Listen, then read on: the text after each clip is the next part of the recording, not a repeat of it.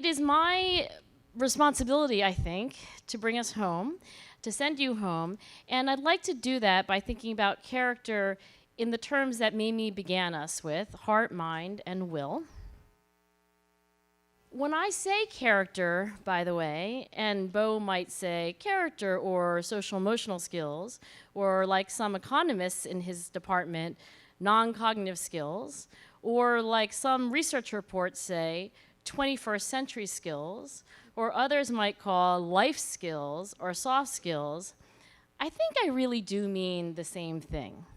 And I am not here to pee on a fire hydrant. You can have whatever fire hydrant you want.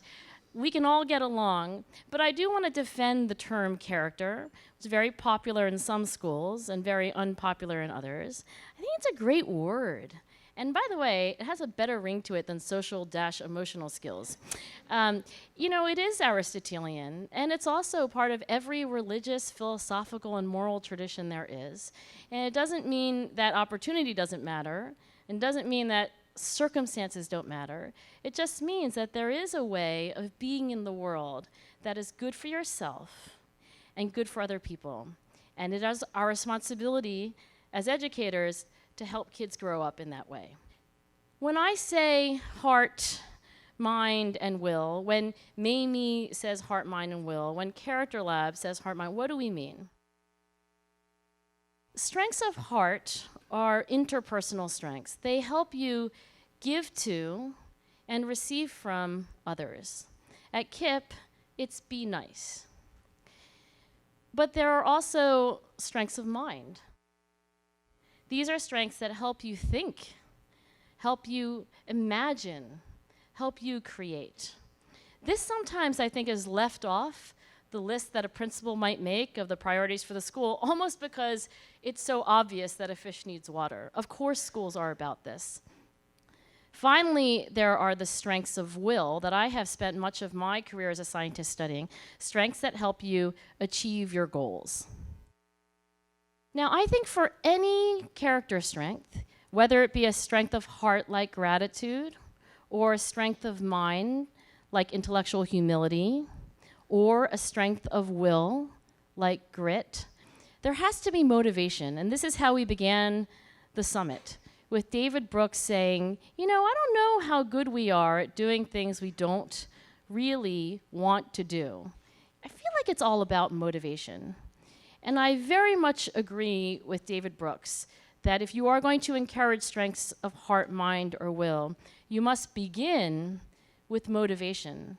If a child feels no gratitude in their heart, no reason to be appreciative, they are not going to be writing gratitude letters to their teachers, et cetera, et cetera. But here's where I would add, I do think, as many speakers have pointed out, that many teachers want to be better teachers, many students want to be better students, many children want to express their appreciation, but they need a little bit of help knowing how. Strategies are how, motivation is why. Which one is more important? I don't know. I think they both are. And then finally, as further speakers have pointed out, there is the opportunity to exercise that character strength. You're a motivated kid. You know why you want to do what you want to do. You have strategies. You know how you want to do what you want to do. I have sat in too many classrooms, sitting in the back as an official observer, and thinking to myself, it doesn't matter how much why there is or how there is nothing in this context in terms of opportunity that will allow this child to exercise their strengths of heart, mind, and will. So I think our job is to fill all 9 squares on this grid. I think there cannot be a classroom that is a thriving classroom that does not promote strengths of heart and strengths of mind and strengths of will.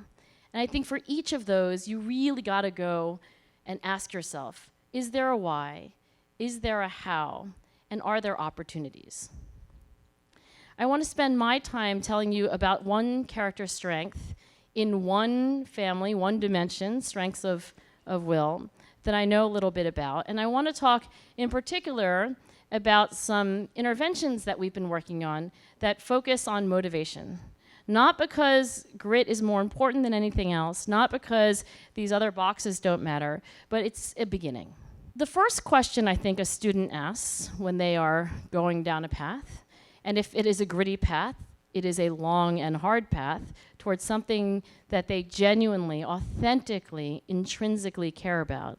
The first question I think that anybody must ask themselves is, why should I do this?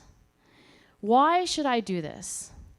And one intervention that really I did not take any leadership role in, it was really the work of colleagues like David Yeager and his collaborators. He wanted to give them this answer. Why should you do this?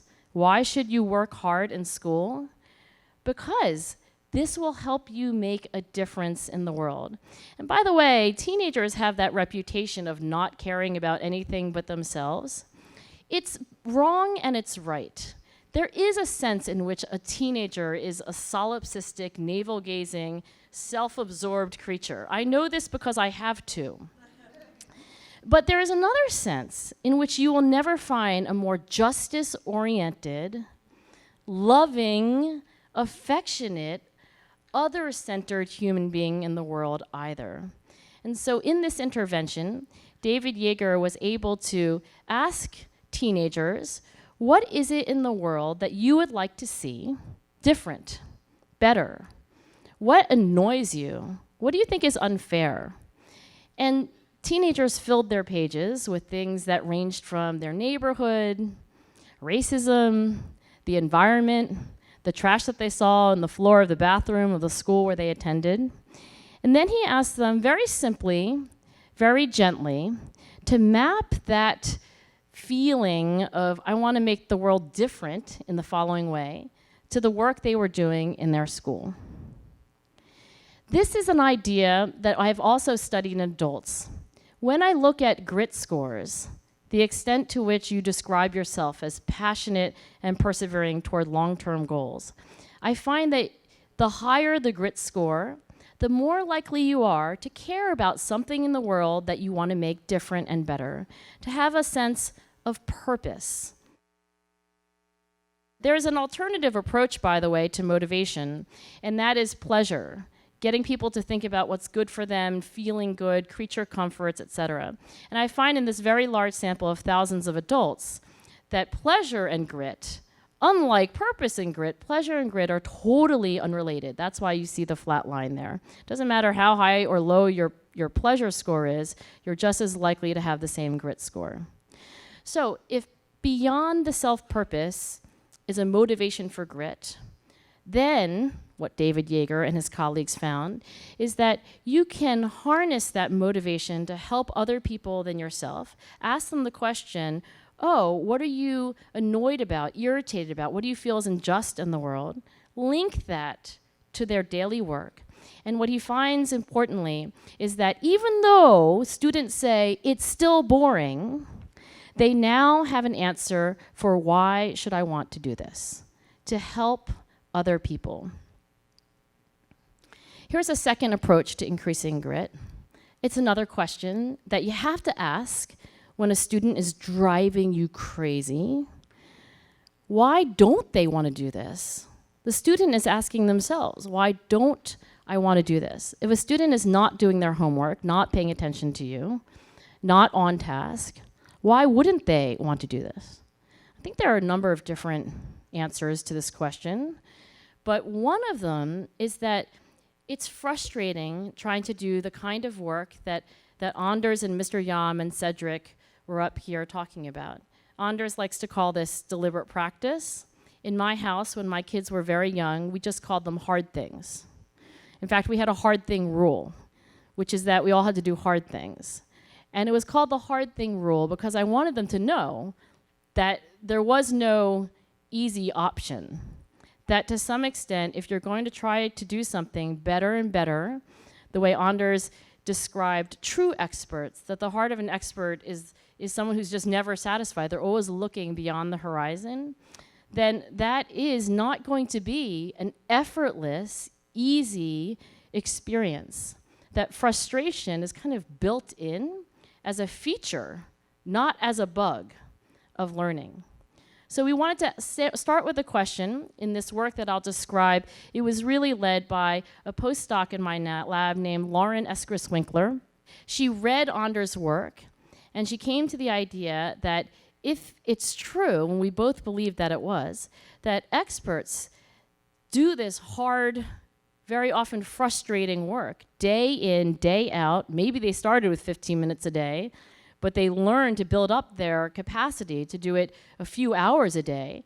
Maybe just knowing that research would help kids do those hard things. Maybe understanding the work of Anders Ericsson would help kids come to this conclusion. Why don't I want to do this? 'Cause it's frustrating.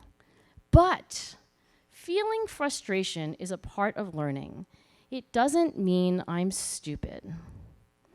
What we did was we took the work of Anders Ericsson and we made it into an animated little movie for kids. It was interactive, and there were questions that they could answer throughout. And essentially, we wanted to teach them the tenets of practice as a world-class expert probably knows intuitively, but might not be so obvious if you're a middle school student who, as Anders has pointed out, goes onto YouTube and can only find videos of the final performance and not all of the hard, frustrating, error-ridden practice that led up to it. This is what it looked like in the computer lab of the middle school, one of the middle schools. We ran it at several. Students are on their computers, and you might notice that half of these screens are gray and half of them are colorful. The half that are gray are doing a deliberate practice math task that we designed to be hard and challenging just beyond their ability. And on the colorful screens were anything else they wanted to do in the computer lab. For the first time in history, the schools took down the firewalls and the kids could go on Instagram or watch ESPN, and they had a simple choice. For the period that they were in the lab, and we did this at 3 separate sessions, they could toggle back and forth between going on the deliberate practice site and do math, a little bit hard, a little bit frustrating, or do fun things that were really easy and enjoyable in the moment. On average, students spent about half their time doing one and half their time doing the other, sometimes toggling back and forth. We did this because Lauren and I are both interested in the extent to which grit is largely doing something that you love, but having the discipline to do it when it's frustrating and it's hard so that you can get better. This came from a study that, this insight came from a study that Anders and I conducted several years ago of spellers in the National Spelling Bee. We found that spellers who were higher in passion and perseverance did more hours of deliberate practice. Those hours of deliberate practice translated into a higher ranking in final competition. Lauren and I wondered if all middle school children could learn the same lesson. Here's what Lauren found. In the control group, who were not exposed to the research of Anders Ericsson, they started off doing a fair amount of deliberate practice, but by the second session we said, hi, it's us again, time to do the same thing. Then the second, the middle column there tells you that, oh, kids are now on average doing less deliberate practice, and by the third session they're doing even less. But here's the treatment group. Okay, it's still downward sloping, but you can see that they are increased in stamina, that they are doing more voluntary deliberate practice than students who didn't find out about scientific facts about the nature of practice and how to interpret feelings of frustration. A third question that enters a child's head when they decide or decide not to do something is, can I do this? First, why should I do this? Second, why shouldn't I do this? But finally, and crucially, can I do this? And I think the answer that we want all of our students to have is yes, I can do this. I'm a learner. Who has changed the world more than any other psychologist? My vote goes to Carol Dweck. Carol Dweck is changing everyone's mind about the extent to which you can change your mind and your brain. I have had the distinct pleasure of talking to more than a handful of CEOs, NFL coaches, NBA players. I have not yet met a single one, and I'm sure there are, but I just haven't met them, who doesn't own a copy of Mindset, who doesn't talk about it with their team, with their company. And I will say that when a 15-year-old recently asked me, "So, Dr. Duckworth, who do you want to be when you grow up?" I said, "I want to be Carol Dweck." You already know about Carol Dweck's work, so I will tell you about something that is relatively new, and that is that many of the followers, the students, the protégés of Carol Dweck have taken her work and carried it on. In particular, I'm thinking about the wonderful work of I like to think of them as our cousins at PERTS, based at Stanford, who have created, I think, just the classiest, smoothest, bestest growth mindset program that there is. And it's classic PERTS, classic Stanford, and classic Carol Dweck that they also made it freely available to all teachers, downloadable from their website, and also linkable from Character Lab, since we were a primary but not the only supporter of that work. I want to tell you about one last study because it gets to culture. Every classroom has a culture, and every school has a culture. And one of the things that we have at our disposal as teachers is to shape that culture. In this longitudinal study that we conducted with 8th and 9th graders over the course of an academic year, we began by asking questions about school culture. Half of the questions went like this: in my school, making mistakes is okay as long as we're learning. In the same questionnaire, there were other items like, teachers like everyone, not just the smart kids. Those were coded as growth-oriented school culture. The other half of the items were more performance-oriented. Teachers like the students who are the smartest in this class. Kids who are better at schoolwork get treated better in this school. Those were more performance-oriented culture questions.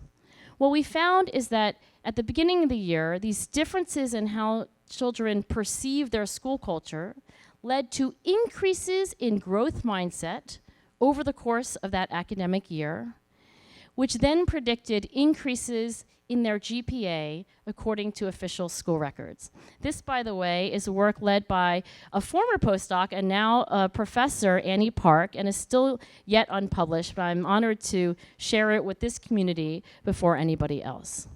I think what it says to me is that, why do I want to do this? Why don't I want to do this? Can I do this? These are all questions that every teacher answers in some way, shape, or form for their students every day. And it's with, I think, some benefit that teachers and psychologists work together on those questions to more fluently give kids the answers that will put them on the path to success. Let me conclude by trying to bring everything together that we learned over the last 2 days. Strengths of heart. David Brooks began by saying that if there isn't anything more that he could leave us with, it would be the idea that a telos, or a purpose, is something that every teacher is responsible to help their children find. Greg Walton reminded us that it is a primary and probably hardwired human motive to belong, to feel like you fit in. One thing that Greg and I have found in our joint work is that more than grit, more than self-control, and even more than mindset, feeling like you belong is the predictor of whether you will stay in and persist through college. John King brought me to tears. I think the idea that these small decisions that a teacher might make, who to expel, well, it's not a small decision, but something that you might not think would have a lingering effect on a child's trajectory, that's a talk I'll never forget. To me, I thought of that as having the heart, the empathy, to really treat all children like our own. Matt Kraft reminded us that economists can ask the question, not who is and isn't a teacher who's effective, but where does teacher effectiveness come from? And reminded us that at the core, as so many other people remind us, is relationships. And finally, I had the honor of sharing the stage with Bo Jackson, who again is opening us up to the idea, maybe thinking about it this way, shining a light in other places so that we're not looking for our keys always in the wrong ones. Strength of mind. Dan Willingham reminded us that if you don't know the content, then you can't learn something. And when I was walking out with David Coleman last night from today's meeting, or from yesterday's meeting, he said, I was thinking during Dan's talk that we need to really revisit the items in the SAT so that we make sure that kids from all socioeconomic and ethnic and cultural backgrounds have a fair shot at completing the reading comprehension items. If that is not a scientist actually making a difference in the world of education, I don't know what is. David Dinchey's told us that we all need to sleep more, and then none of us did that last night, but I am tonight. But sleep, he said, it is during sleep that you prune the things you're not supposed to know and burn in the things you are. Many of you are teaching kids who are not getting enough sleep, but you know what you need to do in September, which is to get them to get more. Finally, strengths of will. Ethan Cross said, you know what? There are these strategies that we don't have to wait till senior year of college to teach kids about self-control. We can teach them earlier. You can teach them earlier. Bridget Terry Long said, it's not just about motivation and strategies, everyone. There are opportunities. There are things in the world like FAFSA forms that you have to make simpler and easier to read. And you might have to do hard things like go out to the community center or the Y to actually reach parents where they are. This is about getting things done, but it's about creating opportunities for getting things done. I've been influenced by Anders Ericsson's work for my entire career as a scientist, and I have no intention to stop now. But I think what's new for me is that Anders and I are going to go study Mr. Yam and Cedric and ask the question, what can deliberate practice and the idea that experts follow a particular trajectory, what implications are there for teaching and learning in K-12 education? For me, my dream, my wish, which I did not enter into the app, my dream was that we would all get together on 2 days in Philadelphia, and that each of us would feel like we learned something, we hugged someone, that we felt reinvigorated, that we felt inspired to go on and do the work that we do. And I'll get a little emotional here, because at Character Lab, we say that we work for Chad. Why do we all work for Chad? Why don't we work for Donald, or why don't we work for Angela? Because Chad is the director of education. But Chad has a boss, and that boss is you. Character Lab works for you. Donald Commence and Angela Duckworth work for you. Bo Jackson now works for you too, and so does Anders Ericsson. The idea, I think, is that kids really are the most important thing that anybody could be devoting their lives to. Teachers, more than anyone, are doing exactly that. And our mission is to get scientists around the world to begin to think, that's my job. I work for you. I work for kids, and I work for teachers. Thank you very much.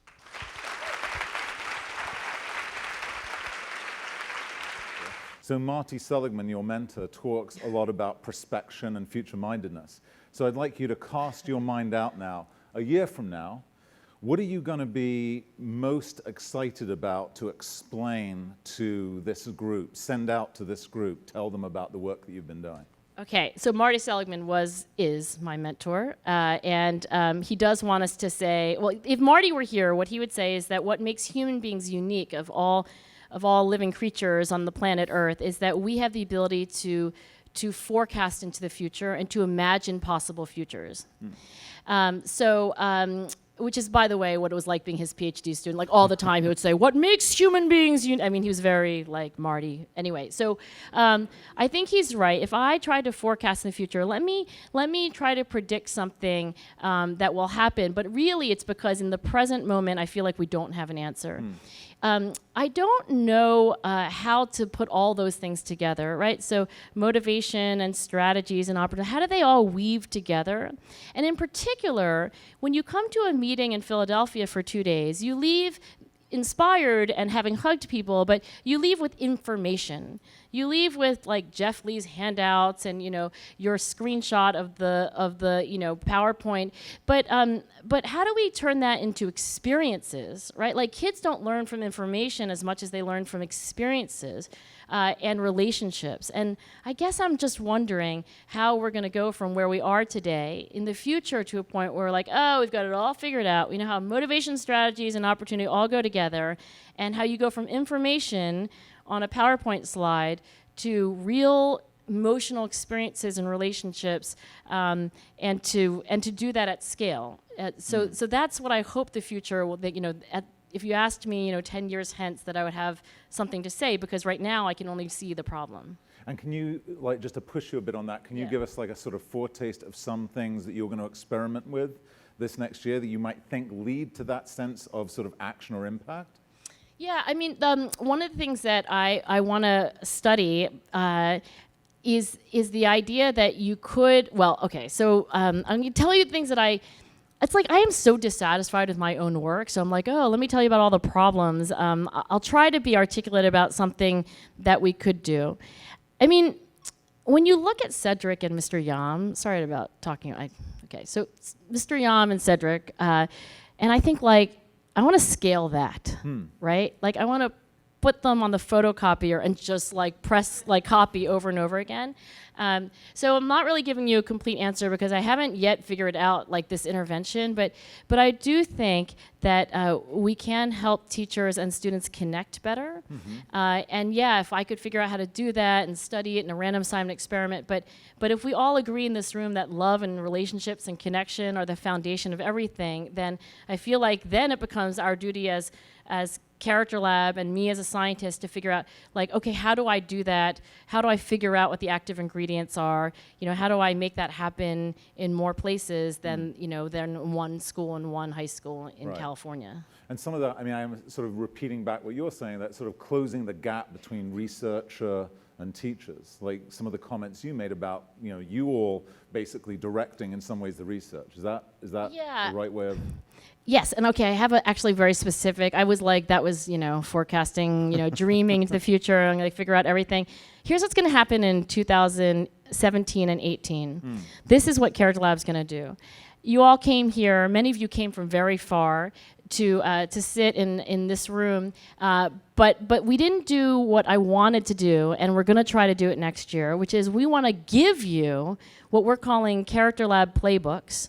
They are co-designed with the leading researchers. So, for example, the leading researcher in goal setting and planning is Gabrielle Ettingen at New York University. We decided that we should custom design a playbook for teachers to teach kids optimal, scientifically proven goal setting and planning strategies. And instead of doing it just on our own, we're like, Gabrielle will co-design this hand in hand with teachers. So that will be rolling out by the end of the summer. There's another playbook on helping kids make connections. It's relevant to something I was just talking about, like feeling like your work has purpose or there's a reason why you want to do it. That's being co-designed by Character Lab and Chris Hulleman and teachers. With Anders Ericsson, we're working on bringing a playbook on deliberate practice to teachers and then through teachers to their students. With Greg Walton, this is for 2018, we're working on a playbook for social belonging. If you're a teacher who wants all of your students to feel certain that they belong in that school, in that community, in that classroom, and in college, how do you do that? We're co-designing that with Greg Walton, but not just with Greg Walton, but with teachers. So the list goes on, but I think the idea is to take this, which I think has been wonderful, but to do more for you, I think, than we could do today. Okay. Great. I don't know if is there a question from the audience that we could just finish with? Here we go. It's a long one. Do you want to read it? Oh my God. Can you read Grit, it? can I read it? Grit has been widely popular, often transmitted through secondary sources, journalists, authors, bloggers, etc., that may misinterpret your original work. What are some of the misconceptions about grit that occur between research and practice that you could address? I super love this question. Whoever it was that entered this, like, thank you, because you've given me an opportunity to say some things I think are important to me personally. One is that, you know, being gritty is not just working slavishly because you have to, because it's required. I've never interviewed a world-class champion of anything who doesn't love what they do. I mean, you just saw Bo up here. Like, I interview people like him. It's like he's so passionate about his work, and you know, he can go on and on about, like, you know, he loves it. And I think the thing is about grit is that in 1985, a long time ago, psychologist Benjamin Bloom did a study of 120 world-class performers. He found the same thing that I'm finding, which is that, hey, these world-class performers are passionate. They are in love with what they do. And he found that in the first stage of development, when people are young, when they're going to their first track meet or beginning, you know, a math class, and so, that you do need somebody to encourage their interest. And so I hope that the message for parents and for educators is not to crack the whip, but to help kids find something that they love to do, that they are interested in doing. And maybe they'll have to be a stern parent occasionally, like Bo's, like, get back in there. And I'm not saying there's not a role for discipline, but I do think that if we lose sight of the fact that passion is half of grit, then we'll not have done anything other than create a lot of stressed out kids who probably will do fine for a while, but in my prospective prediction, will not become world-class at what they do, and will not develop the kind of, this is good for me and this is good for others and it's all working, that we've seen on stage for the last 2 days. Yeah. So thank you to Angela for her presentation, Thank and thank you you for her gathering us Thank all you. here. Thank you. Thank you.